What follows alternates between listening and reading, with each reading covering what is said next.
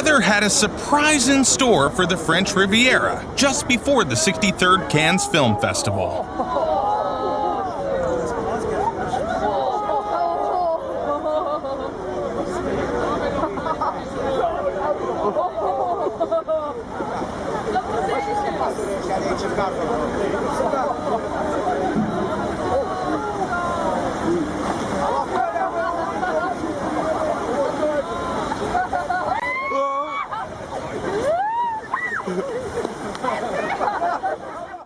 In this case, here's another example of what nature can do to a car. The freezing winds in Detroit caused water pipes to burst, and the cars left on the street ended up frozen solid.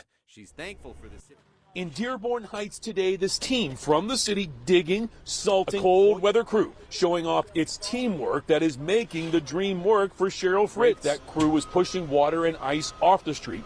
It is so cold, covering the cars instantly.